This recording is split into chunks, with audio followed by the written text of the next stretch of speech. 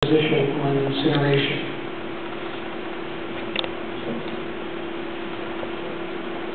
Would I incinerate 40% of Toronto's waste? No way in hell. Would I incinerate 20% of it? No. 10? Pretty unlikely. 5%? Perhaps. This is a milk bag. And short of taking a bucket to the store and carrying milk home in it, I don't know how much more environmentally friendly packaging can be.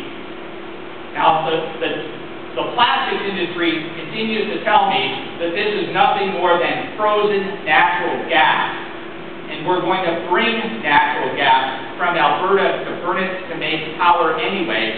Why not get a bag out of it first? But the fact is that 20% of the waste stream contains a lot of batteries, a lot of mercury-containing thermometers, a lot of laptop computers containing lead. And these are the last materials you want to burn. Am I completely opposed to this? No. I am somewhat open-minded for a very small percentage, about 5, but very importantly, of very great volume. Things like this don't compact very well in the landfill, and they take up a great deal of space. So it's only 5% by weight, but by volume, I guess it's closer to 15. Thank you. Jane Pitfield with a question. Thank you. Well, we all know that there's an incinerator in Peel, and this continues to meet all of the provincial standards, but it is 15 years old. And why would we not always want to look for the best and brightest ideas?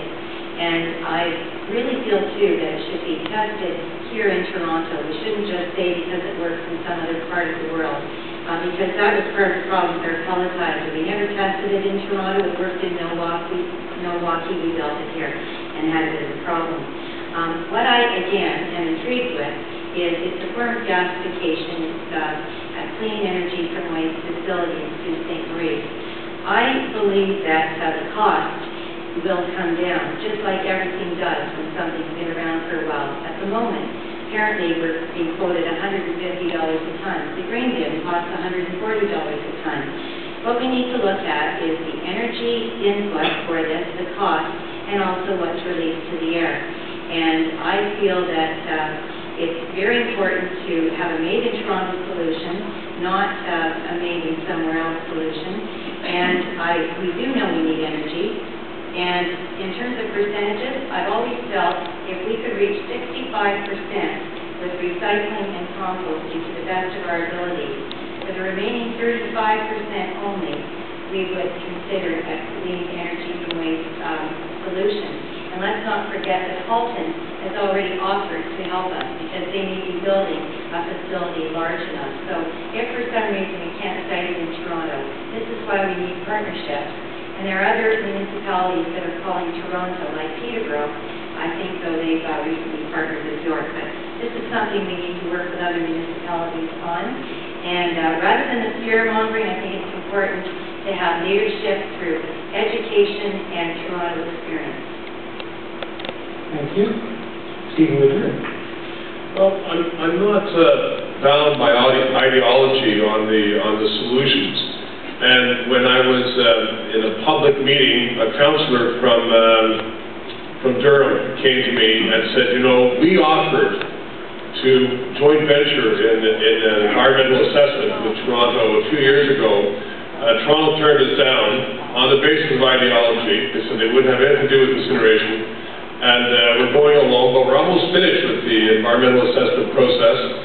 And I've read some pretty detailed reports and other facilities that are state-of-the-art for incineration. There are no dioxins emitted into the air. There is energy from waste. That is what I understand is being proposed in some location in York, Durham. And for a short-term solution, it may very well be quite dandy for the City of Toronto.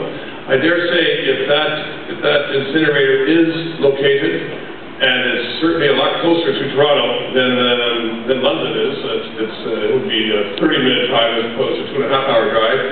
And it's not dumping it into the ground. It is dealing with it in an environmentally safe manner, and the only problem with it is that if it's really good, then you tend to put more garbage into it. You feed it, and that is a problem because you have to still keep recycling.